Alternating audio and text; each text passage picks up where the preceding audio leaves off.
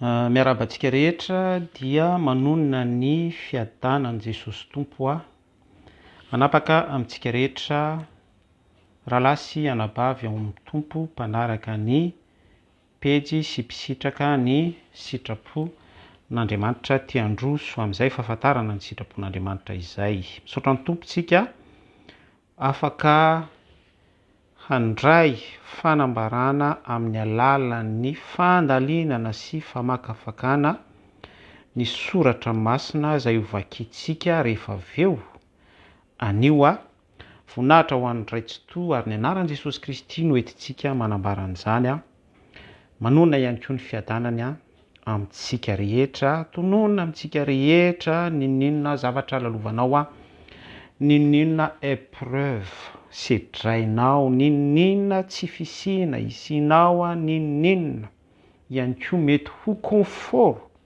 araky ny fisainanao sy ny fieritreretanao dia tononoko aminao ny fiadanana Jesosy Kristy izay midika hoe fiainana mandrakizay vie éternelle, tsy manam-piadanana ambara sy ampahirezako anao afa-tsy ny fiainana mandrakizay sy ny herin'ny filazantsara dia izay no entiko sasiteny ety am-piandohana fiarabana ho antsika rehetra sady teny pahirezana, teny pitahiana, ny tenako dia mandray ihany koa miaraka amin'izay fampidirana amin'ny anaran'i Jesosy Kristy hoentintsika mifanatri-tava ety amin'ny fampidirana. Misaotra ny tomposika, iroso arysika ny zavatra hodiniantsika anio, ny famakafakana hojerentsika tsotsotra anio araka ny sitrapon'Andriamanitra sy miainga amin'ny baiboly dia araka ny bokin'ny Timoty fananarana izy ity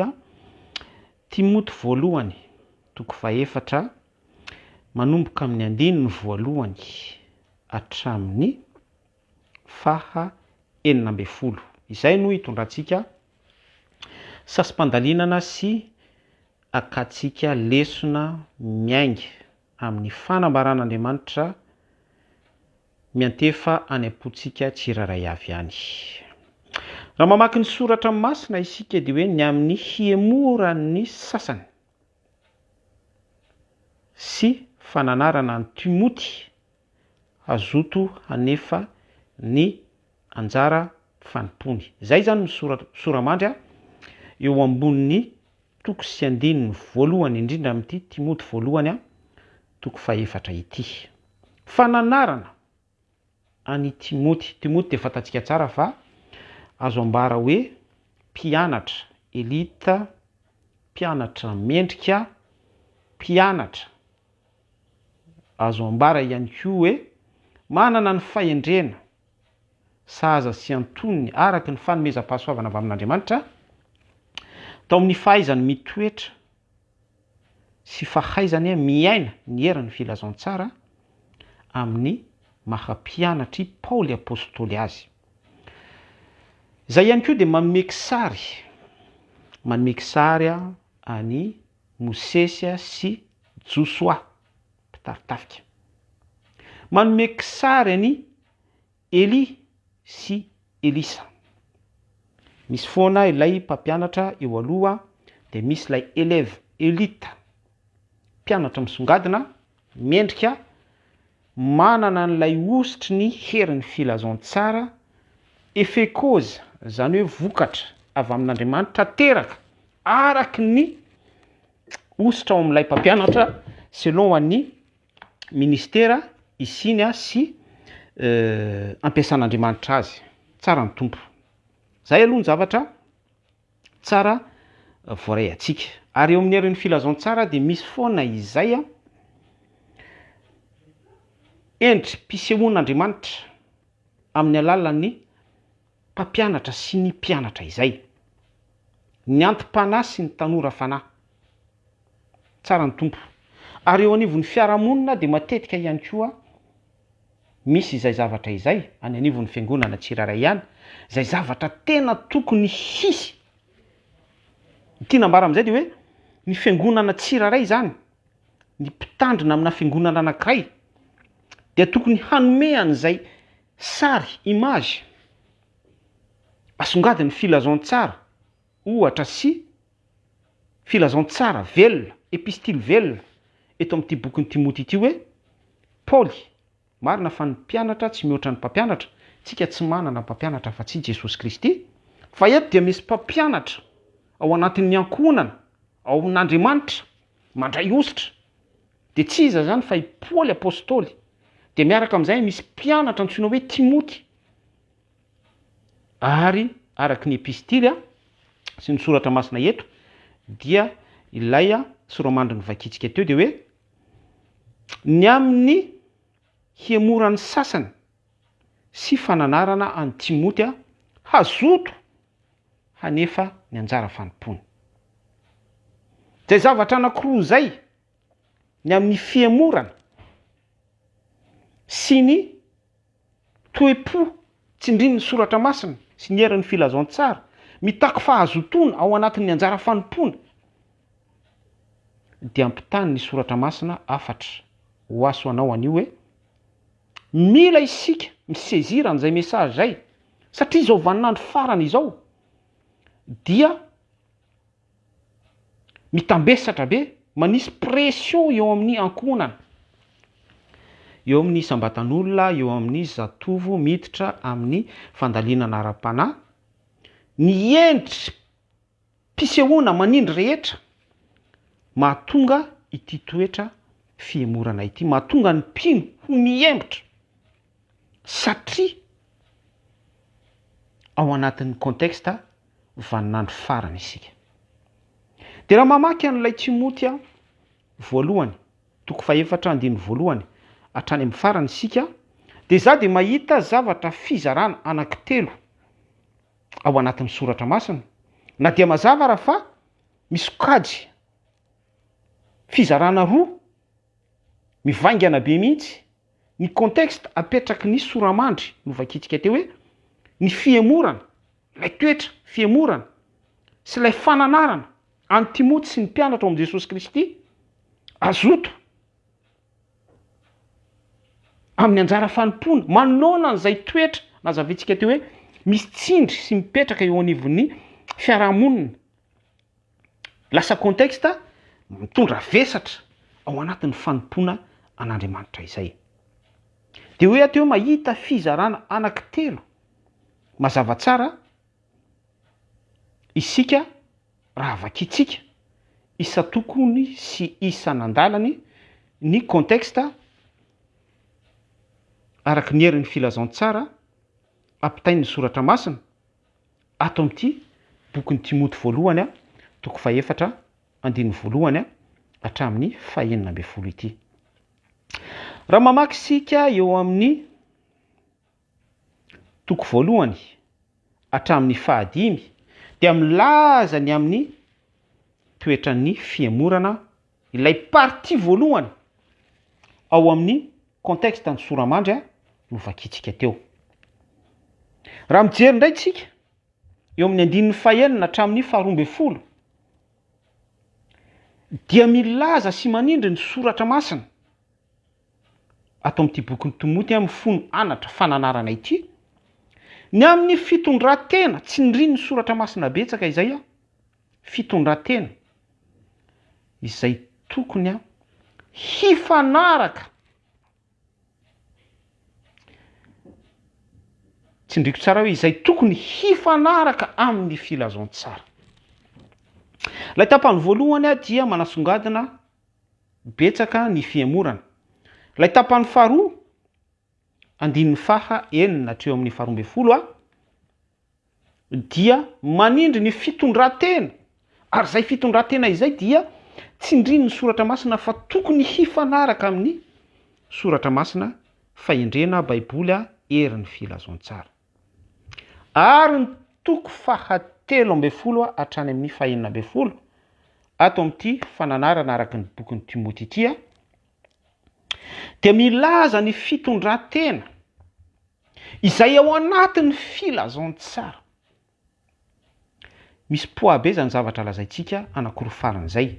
Lay toko fahaenina hatramin'ny andin'ny faharoa ambin'ny folo, lay andin'ny fahaenina azafady ato amin'ity bokyny Timoty voalohany toko faefatra ity andininy fahenina traminy andininy faharoambe folo aorian'ilay toetra fiemorana dia manindry ny filazaontsara manindry ny soratra masina ary mampita hafatra amintsika ny amin'ny tokony ananantsika fitondran-tena mifanaraka amin'ny filazaontsara ary manao rapelina an'izay ny herin'ny soratra masina ilay toko fahatelo ambe folo andininy fahaenina ambiny folo kosa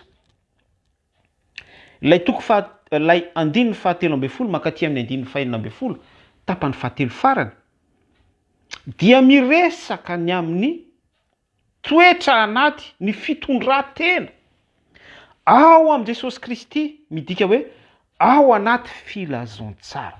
Maninona isika no manindry an'izay hoe ao anaty filazaontsara, ao am' Jesosy Kristy, ao am' fanahy masina satria raha mandinika sy mamakafaka isika izay hidirantsika detay tsotsotra rehefa avy eo dia milaza ny amin'ny fanomezam-pahasoavana ny bokin'ny Timoty izay mifono fananarana eto.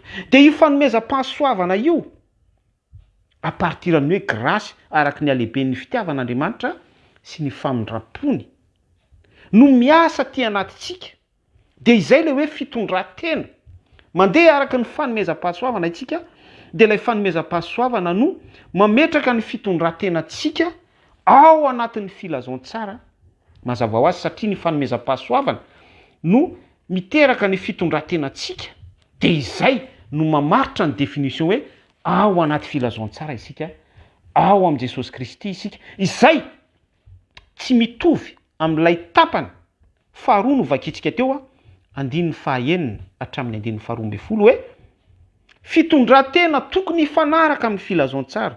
Am'izay le hoe tokony hifanaraka amin'ny filazaontsara izay dia mazava fa isika no miezaka hoe ahoana izany ny fitondran-tena sahaza ny filazaontsara, ahoana izany ny fitondran-tena tokony ho araka ny filazaontsara. Ary ho vakitsika sy hidirantsika detay tsotsotra rehefa avy eo fa manindra an'izany fanazavana resahantsika izany ny soratra masina. Iroso arisika vakitsika eo amin'ilay andininy voalohany tapany voalohany hatramin'ny fahadimy ao fakafakaitsika. Fa ny fanahy milaza marina fa amin'ny andro aoriana dia emitra amin'ny finoana ny sasany. Ao anatin'izay contexte izay isika miemitra amin'ny finoana ny sasany. Ary za tsy miteny hoe ny sasany fotsiny fa ny maro. Be da be ny olona no miabandonné ny conversion en tant que hoe chrétien, chrétienne. Fa lasa izy lasa mivadi-pinoana, silamo mivadi-pinoana izy judaïsme. Eo ihany ilay hoe judaïsme satria misy branche hoe mesrime. Izay mino an Jesosy Kristy miaiky fa tena marina ilay Yeshua nanolotra ny ainy.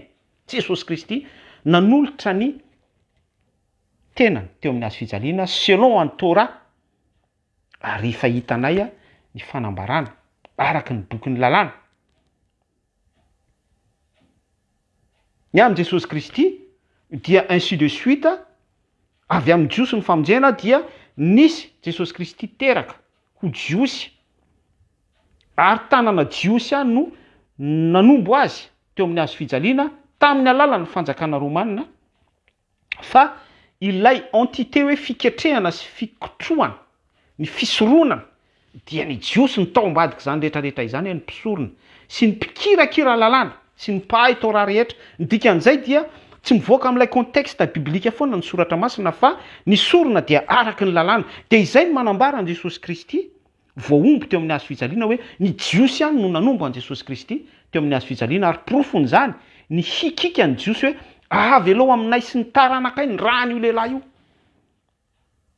satria tsy maintsy tanana jiosy peuple élu avy amin'ny taranaka levy no manana anjara fisoronana mandatsatra sy mikirakira ainsi de suite raha manokatra ny bokin'ny Torah isika ary mandeha araky ny faminaniana araky ny lalàna andalana isan'andalany isan-tsilony isaky ny contexte avy ny amin'ny resaka fisoronana dia miverina amin'izay contexte Torah izay isika ary zay ny antony hoe avy amin'ny jiosy ny famonjena tsy avy amin'ny communauté tsy avy amin'ny jiosy nationalité Israël fa avy amin'ny Jesosy Kristy nateraka ho jiosy.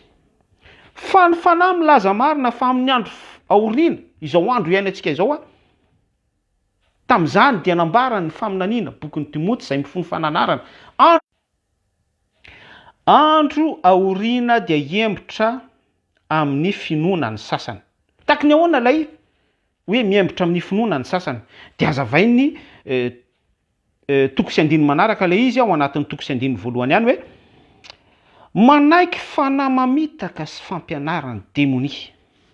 Lay fanahy mamitaka raha omentsika ny famaritana tsotsotra dia ny fanahy mamery rehetra tsy mitahiry ny mpino ho ao anaty filazaon-tsara dia mivelatra be zay définition zay tafiditra ao anatin'izany resaka prospérité, tafiditra ao anatin'izany resaka église dénominationnelle, ohatra hoe sabata, ny zavapadina, ny fitenenana amin'ny fiteny tsy fantatra, ny resaka teny hébreu, ny racine jiosy, ny racine tsy jiosy, sy ny sisa rehetra izay toy ny hoe soratra masina amin'ny fahafenony sy manana ny toe-panahy araka an'Andriamanitra rehefa toriana kanefa tsy mampifantoka ny olona sy mampiditra ny olona ao anaty vala vie éternelle ary vavahady Jesosy Kristy, fa mampiditra ny olona ao anaty communauté, mampiditra ny olona ao anaty religion,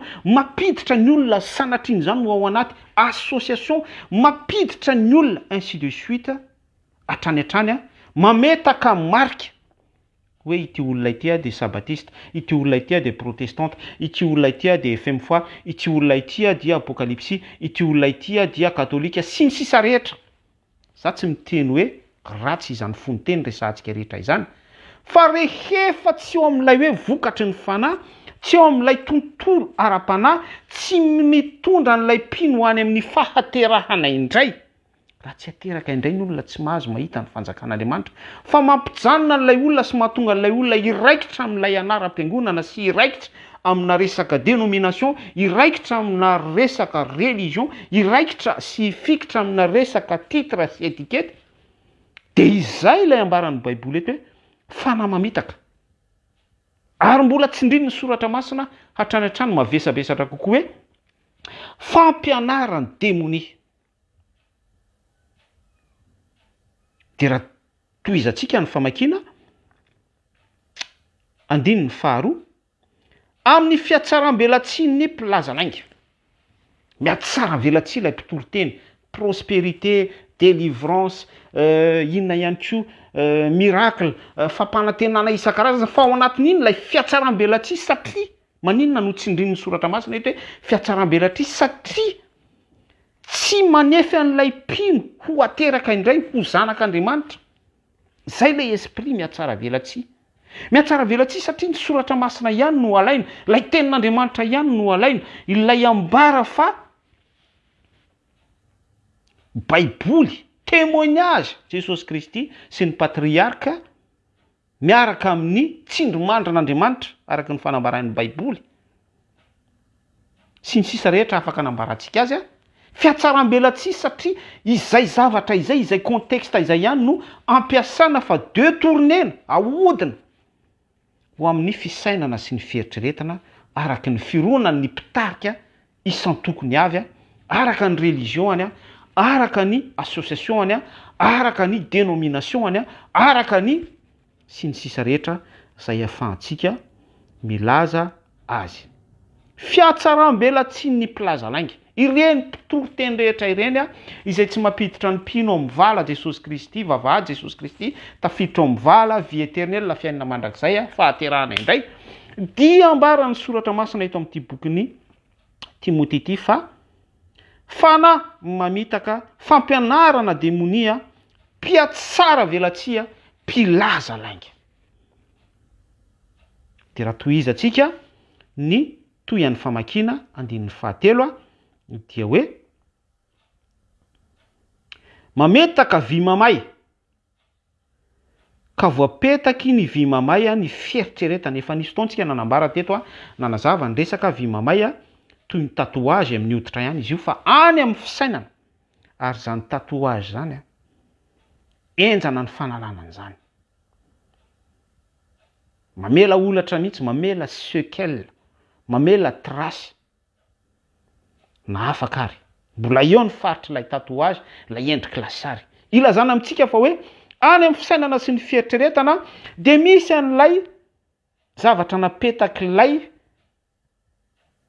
démonie araky ny fampianarany démonie izy efa piatsara velatsy sy plaza lainga satria ilay contexte biblika sy ny toko sy andiny ihany no alainy hoentiny mamery an'ny mpino lay famerezana dia tsinona fa tefeny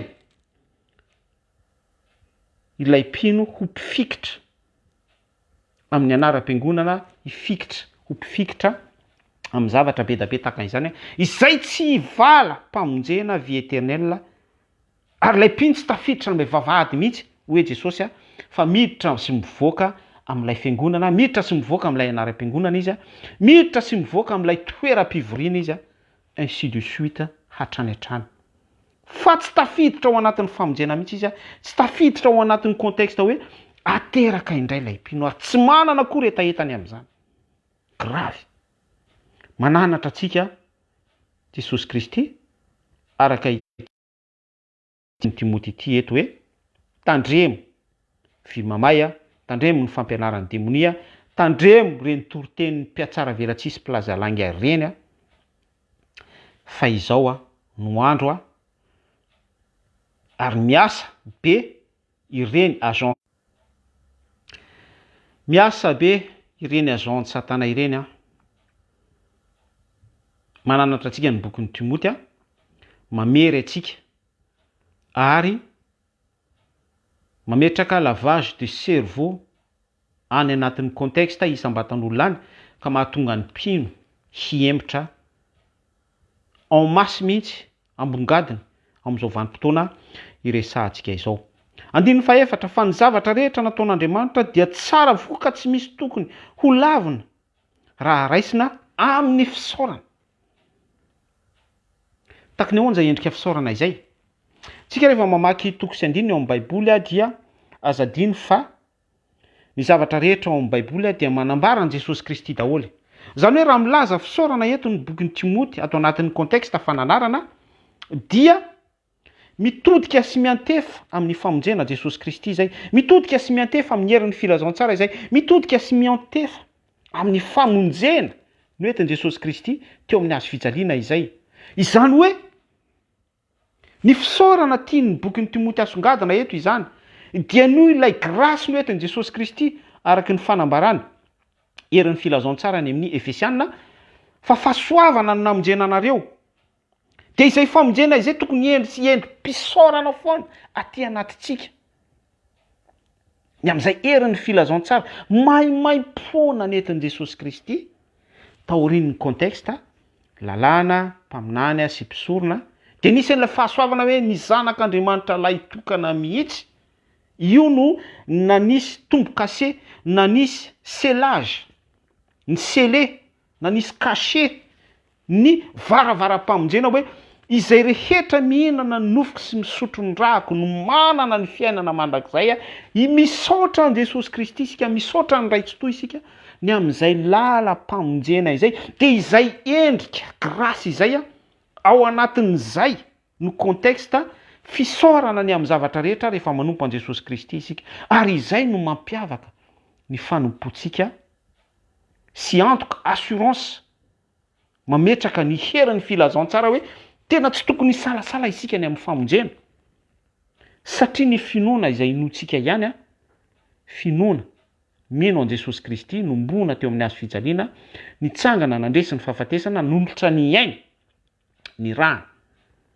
nanolotra ny tena no potipotehana misy resaka batisan'ny hafa resaka sorona dia niara no levonina tao anatin'izay ny fahotana ny fahotaky sy ny fahotanao ny finoantsika rery ihany no manana an'izay herin'ny filazantsaira izay vie éternelle ary ny finoana rehetra na dia miresaka Jesosy ary izy ohatra ny finoana silama miresaka isa izy ny finoana boudista miresaka an Jesosy izy homme massage maître sage sy ny sisa fa mireno aussi an'ilay divinité fisaorana grâce zay azavaintsika eto fa fahasoavana no namonjena anareo. Izay no isaorantsika an' Jesosy Kristy, izay no isaorantsika an'Andriamanitra tsy tony. Nanora an'Andriamanitra tsy tony ny zanan'ilay tokana. Io grasy io ilay fisaorana.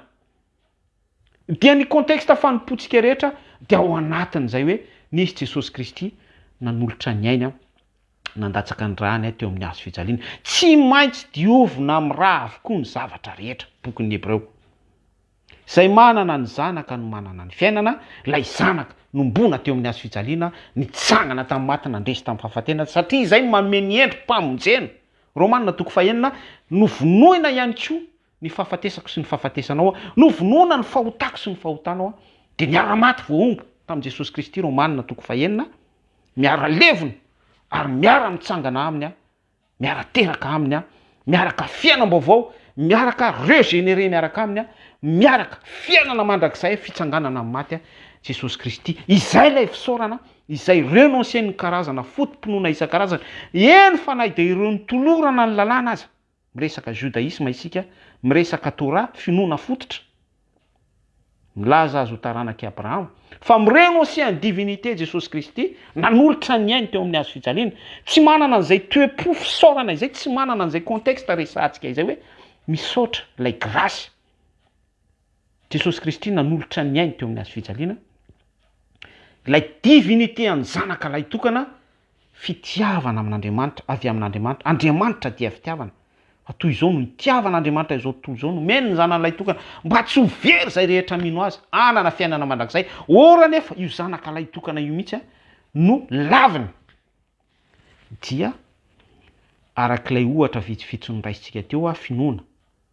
Ankoatra ny finoana izay iorenantsika sy itopontsika teny fatratra fikiritsika, dia à côté de laplaky izay manana ny zanaka ihany, manana an'izay toe-po contexte fisaorana nazavaintsika tsotsotra izay, no manana ny fiainana izay tsy manana an'izay contexte fisaorana izay, ilay grasy no entin'i Jesosy Kristy teo amin'ny hazo fijaliana, nomen'Andriamanitra maimai-poana raitsi-to, tsy manana fiainana.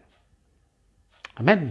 Tsy izany no miteny an'izany, tsy izany no manao ny affirmation, fa ny Baiboly no manambara an'izany zavatra rehetra resahantsika izany. Zay ny tapany voalohany zay. Hatreo amin'ny 5 fananarana, satria ao anatin'ny contexte vanim-potoana ny fiemorana isika izao. Be da be ny olona mijeter éponge. Be da be hoy isika teo no mijeter l'éponge. Ny aloha lasa aoriana, ny arina lasa ao aloha. Efa voasoratra avokoa zany rehetrarehetra izany. Hiditra amin'ny tapany faharoa amin'izay isika mandeha ny fotoana. Ilay fitondratena takiny ny soratra masina hifanaraka amin'ny filazoan-tsara. Ao anatin'ny fananarana amin'ity bokin'ny Timoty ity ihany isika, manomboka eo amin'ny 9.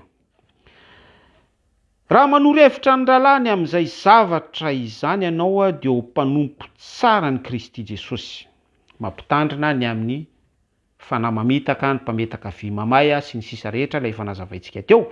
Manoro-hevitra sy mampitandrina ny rahalahy mizara araky ny herin'ny filazoan-tsara voaraintsika, dia miteny amin'ny anabavy mizara tahaka an'izao izarako izao, miteny amin'ny ankohonana, miteny amin'ny sœur sy frère rehetra izay afaka tratra ny antso ao anatin'ny fahendrena sy ny ositra omen'Andriamanitra. Amen. Raha manoro-hevitra ny rahalahy ny amin'izany zavatra izany ianao dia ho mpanompo tsara ny Kristy Jesosy, tezaina amin'ny tenin'ny finoana sy ny fampianarana tsara izay efa narahanao.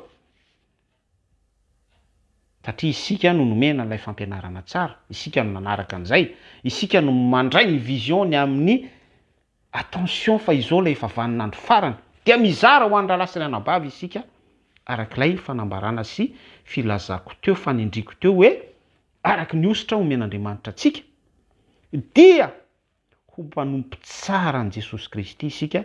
Zay ny récompense antsika, zay ny définition antsika eo anivon'ny royaume céleste. Ny any an-danitra no mamaritra an'izay ho amintsika hoe mpanompo tsara ny Kristy isika. Izany no mpanompo tsara fa tsy ilay mpanompo mihazakazaka amin'ny resaka hoe za tsy miteny hoe ratsy ho aho.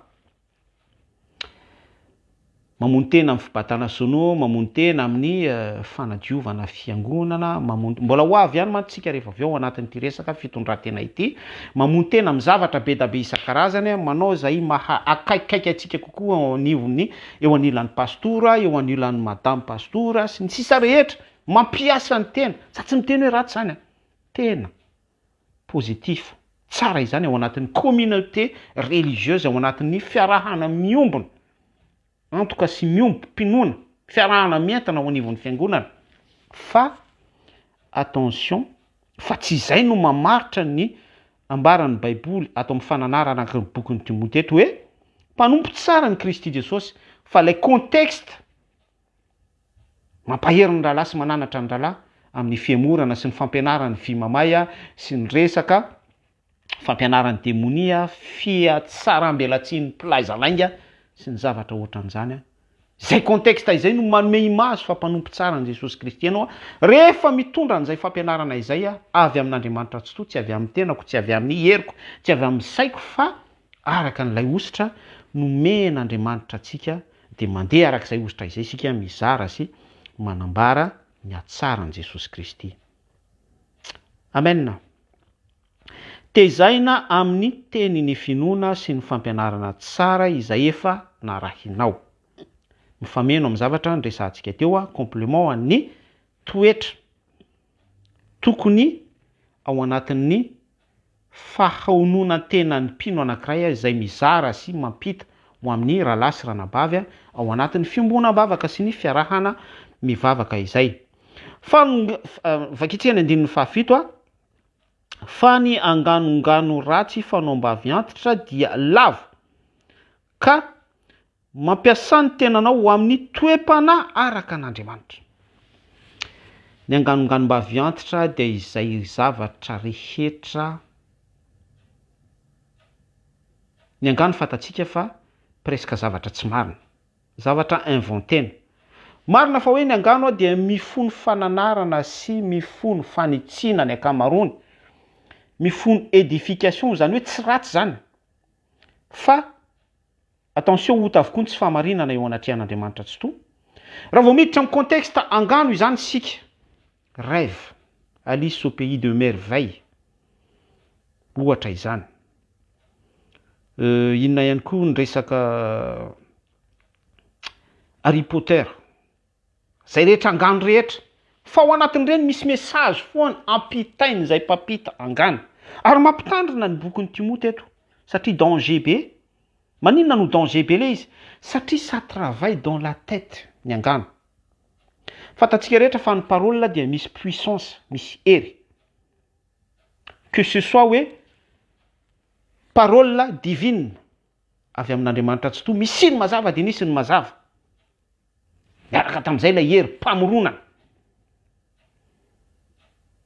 Que ce soit ihany koa hoe teny ozina, ty zaza ity de efa mandreraka na mihitsy, tsy ao mihitsy ty zaza ity, ty zaza ity ngamba tsy ova mandrakizay mihitsy, ty zaza ity de ohatra zao. Hatramin'izay niteraha ty zaza sy tombony ty zaza ity de ohatra zao, tsy misy positif négatif. Miaraka amin'izay ihany koa dia misy puissance ilay teny, misy parole teny mpanozona. Ary zany tokony amailo atsika sy hitandremantsika foana amin'izay asiantsika ny tongotsika assemblée sy ny communauté izay isiantsika. Satria rehefa tafiditra amin'ny toerana anankiray isika ka tsy manana ny fiarovana sahaza avy amin'i Jesosy Kristy, ka teny mpanozonana amin'ny alalan'ny teny tsy fantatra ny tanisainy izay miteny sy mitazona micro eo.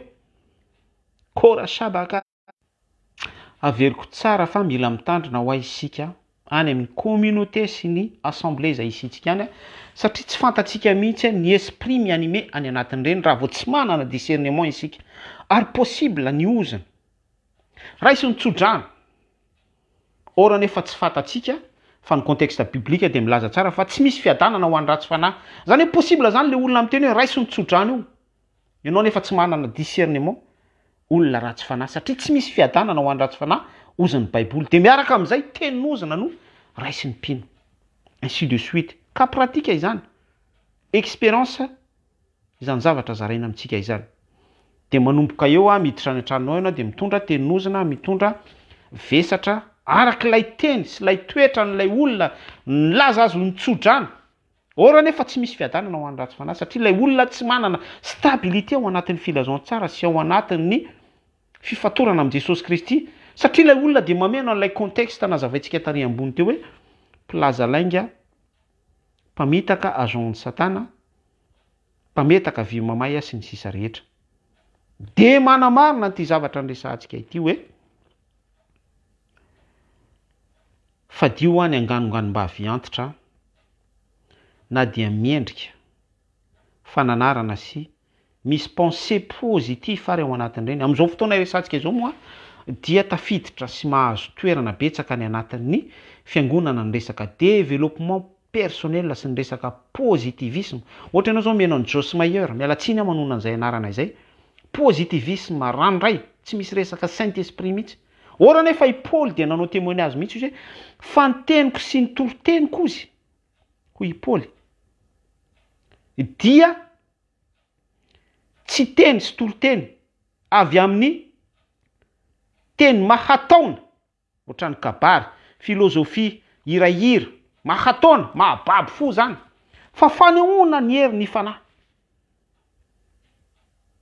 Maneho ny hery, ositra, misy fanasitranana avec la parole, misy famoronana, misy ino mazava dia nisy ny mazava, misy restauration, misy édification, misy vision, misy afatra miampita.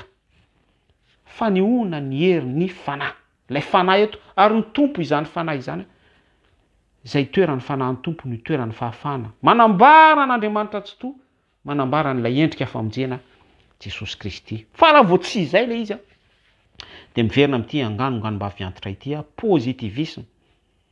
Isy vola irotsaka ao amin'ny kitapom-bolanao, isy izao sy izao, amany olanao isy izao sy izao. Pozitivena ny travaillena ny sain'ny mpino. Fa tsy misy vie éternelle, tsy misy an'ilay salut famonjena, tsy misy an'ilay azo fijaliana fisaorana. Nazavaintsika tary ambony Jesosy Kristy nanolotra ny ainy teo amin'ny azo fijaliana, nandatsaka andrany. Mitovy ihany zany amin'ny branche-na finoana isan-karazany izay mirenonce ny divinité an'i Jesosy Kristy. Fa toy izao ny tiavan'Andriamanitra izao tontolo izao, nomeny ny zanan'ilay tokana mba tsy ho very izay rehetra mino azy fanana ny fiainana mandrakizay. Mikirakira fotsiny ny soratra masina ny toko sy andininy fa tsy ao ilay divinité an'i Jesosy Kristy renoncena amin'ny alalan'ny anganonganom-bavy antitra. Mila mitandrina isika araka ity fananaran'ny bokin'ny Timothée ity. Ka mampiasa ny tenanao amin'ny toe-panahy araka an'Andriamanitra. Inona avy zany toe-panahy araka an'Andriamanitra izany? Selon ny fruit de l'esprit, vokatry ny fanahy. Toe-panahy araka an'Andriamanitra.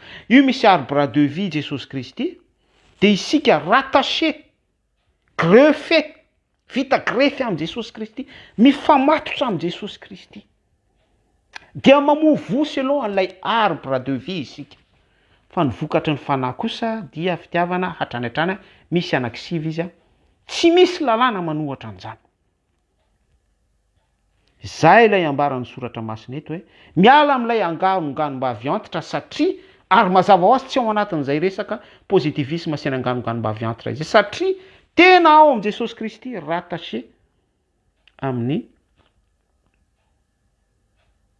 arbre de vie dia mamoa vokatry ny fanahy. Galatiana toko 5 andininy 2 sy 7. Izay no ananaran'ny bokin'ny Timothée antsika eto hoe mampiasa ny tenanao ho amin'ny toe-panahy araka an'Andriamanitra, ho amin'ny takina izany ilay fitondran-tenantsika, ho amin'izay toe-panahy takiny ny soratra masina izay, ho amin'izay vokatry ny fanahy izay, izay le compatibilité mitaky toe-po sy toe-panahy fitondran-tena. Fa tsy hoe hiditra any am-piangonana io dia fitondrako Beliala, fitondran-tena Beliala, fitondran-tena Gentilisa, fitondran-tena. Fa misy an'izay initiative zay hoe ariko izay fitondran-tena izay mba hifanaraka, mba ho araka ny toe-panahy araka an'Andriamanitra ny fitondran-tenako. Zay ny fananarana ampitain'ny bokin'ny Timothée eto. Ary ato amin'ity tapany faharoa ity isika dia araka ny définition nitondrantsika azy dia hoe fitondran-tena mifanaraka amin'ny herin'ny filazantsara. Ary zay ilay ambaran'ny bokin'ny Timothée eto. Fa mahasoa kely ihany ny fampiasana ny tena fa ny toe-panahy araka an'Andriamanitra eo amin'ny 15. no mahasoa amin'ny zavatra rehetra ka manana ny teny fikasana ny amin'ny fiainana ankehitriny sy ny ho avy. Mahasoa kely ihany. Io no lazaintsika teo hoe mety mpitendry ao am-piangonana ianao, manana talenta, mampiasa vatana, mibatabata solo, manampy ny rahalahy sy ranabavy hatramin'ny pasteur, manao déménagement sy ny sisa rehetra, manao zavatra tahaka izany. Mahasoa kely ihany ny fampiasana ny teny, mipartisipe amin'ny fanasana vera fandraisana, manakatona varavarana sy manidy varavarana satria ianao diakona sy ny sisa rehetra, manasa ny lamba-piangonana, ny kalisy, ny kopy sy ny sisa rehetra manadio fiangonana hatrany hatrany. Mahasoa kely ihany. Mahasoa kely ihany ny fampiasana ny tena, tsy ratsy izany dia iraina ny tompo, ary izay no ampitain'ny soratra masina eto. Fa manindry kosa nefa ny soratra masina hoe ny toe-panahy araka an'Andriamanitra no mahasoa amin'ny zavatra rehetra ka manana ny teny fikasana isika. Teny fikasana dia ny famonjena antsika, fanasivana tombo-kase antsika amin'ny alalan'ny fanahy masina, ary raha tohizantsika ny famakiana dia hoe ny amin'ny fiainana ankehitriny sy ny ho avy koa. Ny ho avy dia eo an-tanan'Andriamanitra tsy toa. Ny ampitsosika dia ilay vie éternelle, ilay rahatry izay. Izay no mifamatotra amin'ilay toe-po araka ny toe-panahy ao amin'ny fisainana greffé amin'i Jesosy Kristy, toe-panahy araka an'Andriamanitra. Ilay tena mahasoa fa tsy ilay mahasoa kely ihany fampiasana ny teny. Fampiasana ny teny. Dia raha mandingana antsika eo amin'ny 1:11 ao anatin'ity contexte tapany faharoa ity ihany, izany zavatra izany no andidio sy ampianaro aoka tsy hisy olona anao tsinotsinona anao no ny ataony ranao, fa aoka ho tonga fianarana ho an'ny mino anao amin'ny fiteny, amin'ny fitondratena, amin'ny fitiavana, amin'ny finoana, amin'ny fahadiovana. Tsy misy zavatra azavaina ny amin'izany fa clair et net, madio. Aoka ho fianarana ho an'ny mpino isika, ho an'ny mino isika, fa tsy sanatriany izany hoe isika indray no ataon'ny olona tondromolotra sy ataon'ny olona fiomehezana, henatra ho an'ny filazantsara, henatra ho an'ilay famonjena tokony ho fisaorana no entin'i Jesosy Kristy teo amin'ny hazo fijaliana. Isika indray no araka ny fitondrantenantsika sy araka ny comportement saina vatana fanahy izay tokony hifanaraka amin'ny herin'ny filazantsara atao amin'ity boky ny fananarana Timoty ity. Isika indray no manao an'Andriamanitra ho fahamenarana. Aoka tsy hisy olona no tsinotsinona asanao noho ny atanorantsika. Ilay atanorana dia ao amin'ny fanompoana Jesosy Kristy, tena hoe ao anatin'ilay hoe zèle, ao anatin'ilay hoe fervente, ianao sœur, frère, mirehitra, izay ilay atanorana izay.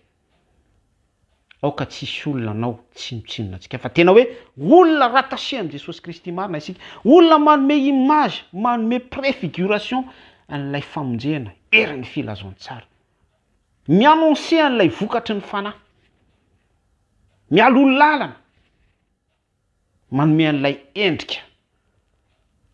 Io misy arbre de vie izasy anao ilay ratsambatana, greffé amin'i Jesosy Kristy, izasy anao ilay mamoha, manome an'izay kisary izay, manome an'izay image izay.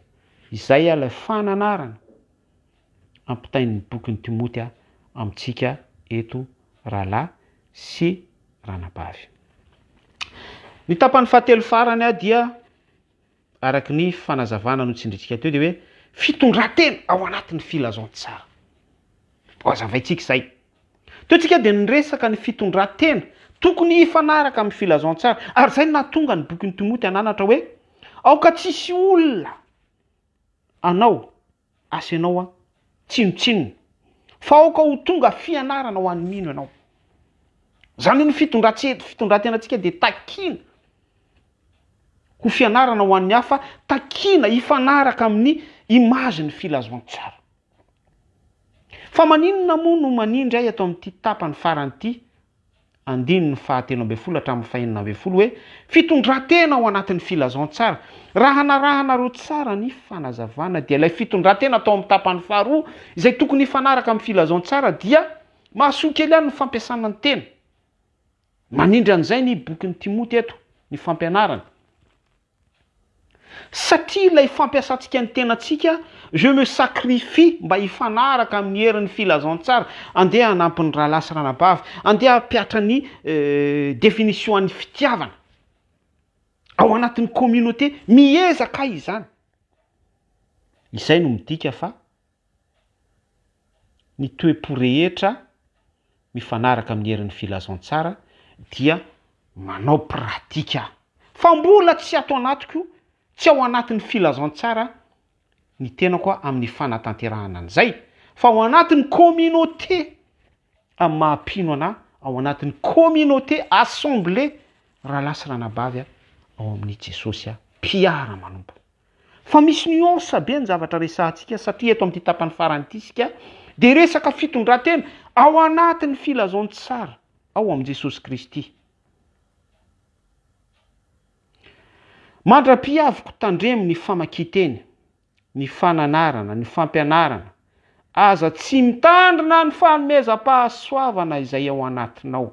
Eto zany ny soratra masina dia mananatra mpino izay efa manana ny fanomezam-pahasoavana. 1 Corinthiens 12 ao anaty. Averiko tsara hoe eto ny soratra masina dia miresaka mampita fananarana amin'ny mpino manana ny fanomezam-pahasoavana ao anaty. Nao efort na dia vokatry ny ozina sy ny fahotantsika raha dia tsy maintsy ny atsembohan'ny tavantsika no hinanantsika amin'ny zavatra rehetra izay ataontsika, tsy maintsy misepuize isika, mandrera-tena isika amin'ny zavatra sy ny hetsika rehetra izay ataontsika, fa miaraka amin'izay dia misy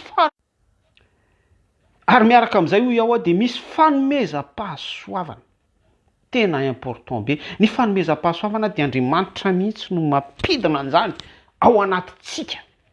Zay no maha important azy. Misy grâce divine, misy asa tanan'Andriamanitra ositra, izy no manositra amin'ny tenantsika. Fanomezam-pahasoavana. Ao aminy soa dia izy no manome ny portiony amin'izay araka ny fahitany fity amintsika.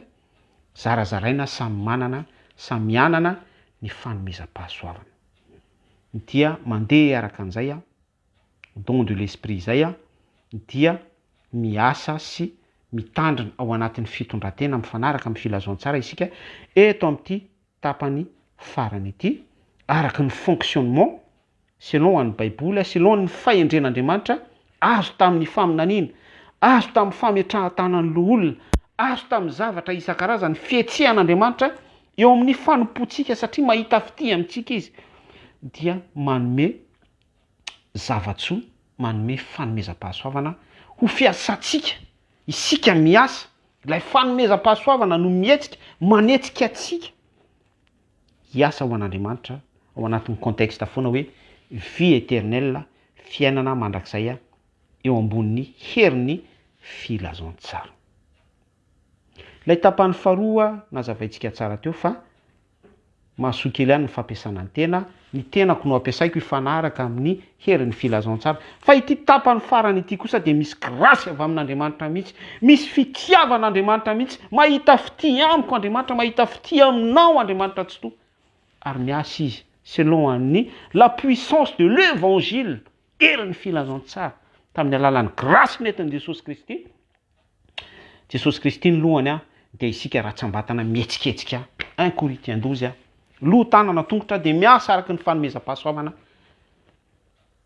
tian'Andriamanitra ampiasana antsika tsiraray avy isika rehetra. Tsara ny tompo.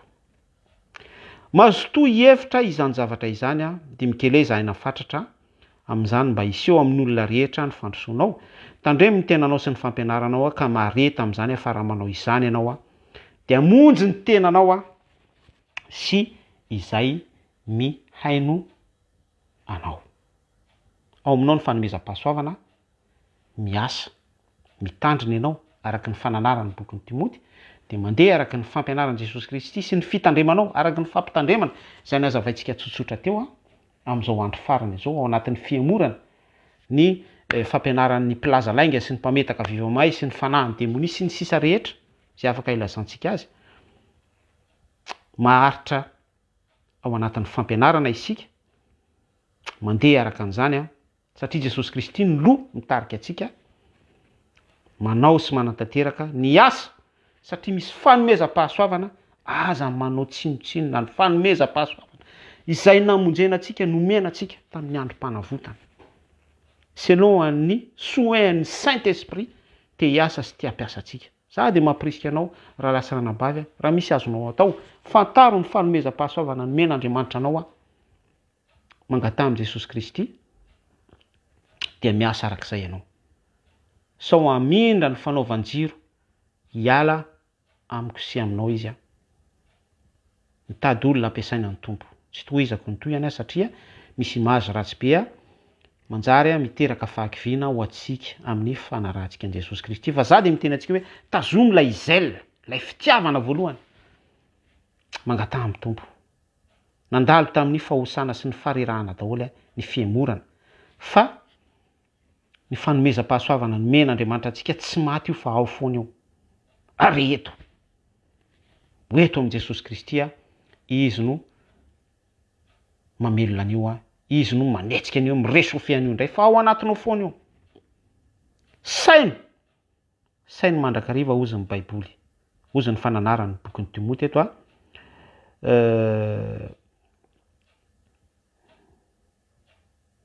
masotoa mihevitra izany saina foana zany mihevitra maminavina manao kajy any anatin'ny saina any hoe ahoana indray reny hoe asako selon ny fanomezam-pahasoavana atao anatiko a afahako manefa ny sitrapon'Andriamanitra tsy mahita torony amin'izany tsy tafandrimandriny amin'izany tsika zao raha mamaky any amin'ny bokin'ny Josoa toko voalohany 9:9 ho haitsika rehetra le verset hoe aoka tsy aly eo mivavanao hoe ity bokin'ny lalàna ity a saintsaino andro manalina sy ny sisa rehetra dia tanteraka ny plan divine ianao sy ny ankonanao hatrany hatrany saintsaino aty amin'ny andron'ny grâce tany amin'ny andron'ny Josoa dia ilay bokin'ny lalàna io velarina dia io vakina saintsaina tanao hoe Jesosy misaintsaina mot par mot andalany par andalana toko par toko a tsilo par tsilo a fa ianao kosa nefa misy fanomezam-pahasoavana manampy anao mirenforcer ny herintsika ao anatinao ahafahanao misaintsaina n'ilay projet divine ilay vision ilay planin'Andriamanitra zany no fananarana entin'ny Timoty a bokin'ny Timoty ho atsika sy fampaherezana ho atsika araka ity Timoty voalohany a toko 4 nitondrantsika anatin'ny fizarana anankitelo ity sotra ny tompontsika tianao Jesosy a vavaka isika ny amin'ny zavatra voazara sy voalaza voninahitra ao n'Andriamanitra irirany mankasitraka betsaka raha tsy toa ny amin'ny fahafahanay nandinika sy misaotra hatrany Jesosy any amin'ny fananaranao a misaotra ny amin'ny fisehoanao sy ny fisianao eo amin'ny fiainanay a tsy mahatafandrimandry anay a ny fananaranao a manoloana andreo plaza lainga sy mpametaka vimamay a mpiatsara velatsia sy mpikendry manana ny fampianarana selon amin'ny contexte anganonganom-bavy antitra izay tsy misy famonjena ao anatin'ireny fa nio a dia nampafantatra ny indray ny hery ny filazantsara herim-pamonjena ny fepetra takiana sy ny fananarana tokony voaray ao anatin'izay anatra izay a dia mangataka betsaka anao Jesosy Kristy amiratra be ao am-ponay a andrehitra indray ny fanomezam-pahasoavanao